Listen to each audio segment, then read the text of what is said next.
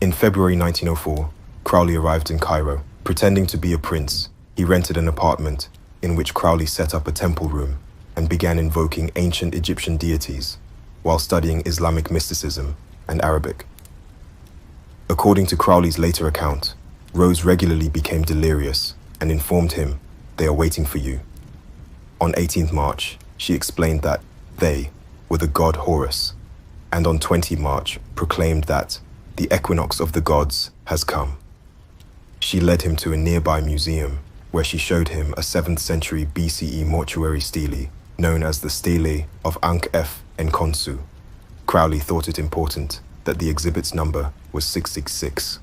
Crowley claims in his book, The Book of the Law, that he met a demon in Egypt and that the demon taught him everything that was in this book. The Muslims know this as the jinn. Aleister Crowley said that the book was dictated to him by a beyond human being, Aiwas, who he later referred to as his own holy guardian angel. Through the reception of the book, Crowley proclaimed the arrival of a new stage in the spiritual evolution of humanity, to be known as the Aeon of Horus.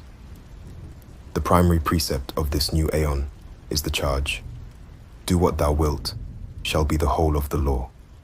An interesting paragraph is written in this book where the demon tells Crowley, "Consider the popularity of the cinema, the wireless, the football pools, and guessing competitions, all devices for soothing fractious infants, no seed of purpose in them. Consider sport, the babyish enthusiasms and rages which it excites, whole nations disturbed by disputes between boys. Consider war, the atrocities which occur daily and leave us unmoved and hardly worried. We are children." Crowley hung around with all the top celebrities and taught them the laws of this book, the main law being, "Do what thou wilt." Here you see Jay-Z listening to his teacher and preaching the same law. Kanye and Jay-Z also wore Crowley's OTO clothing and promoted him. At some point, I climbed the ranks and they started hiring me for like very high-profile jobs. I did events for pretty much Kanye, where they had me in their house, in the private house that's not on TV, somewhere in Hidden Hills. He's blaring loud music, and it's interesting because he starts singing about Jesus Christ, peace be upon him. So Kanye's singing about Jesus now. Yeah, but he's mixing it with his album. Yes. So when I was looking at Kanye and the whole situation there, this is like paganism at its finest. To me, it looked like he was trying to be a prophet or something. A'udhu billah. Kanye West. Yeah, like he was trying to be a prophet. Every movie, film, TV series, music video, clothing brand revolves around the teaching of Crowley.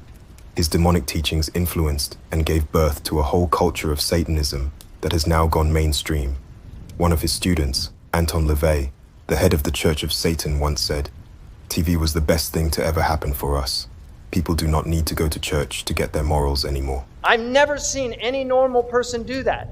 Why do they do this? Because this is their religion. They worship the one-eyed God. Horus, he's called in Crowley's mythology. Why are they preparing our children for one-eyed characters? Why? Why? The minions. They're actually called the minions in this film. Why are they doing this? Why do they all do these one eyes? What's going on? Why are all their symbols with one eye? What's happening? And then the pyramid, because they believe in a pharaonic structure. They believe in an elite, and then everybody else, the masses that just follow them and do what they tell them. And this is Crowley doing the 11. That's the 11. And there's one of his minions saying, "Do what thou wilt," because that was Crowley brought a book that he said was given to him by a spirit in Egypt, and it's called the Book of the Law. And he said the only law is do whatever you want. There's no more rules.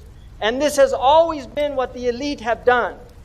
Now they're letting the masses have the law of the elite. This is what the elite have done. They don't believe in morality. And this is the occultic nature. This is what the Hashashin, they didn't believe in morality. They had 9 degrees. When you got to the highest degree, they told you the Sharia is a myth in order to keep people in control. Religion is just a control mechanism. They don't believe in religion. They just use it to control the masses. But now it's end game. Shaitan's coming out. So we don't need religion anymore. Crowley's life work Why has do they- brought on the stage the final manifestation of evil, the Antichrist. People are too busy to see how Crowley, over 100 years ago, was a key piece in this chess game to bring on the end of the world as we know it, the destruction of shame and morality.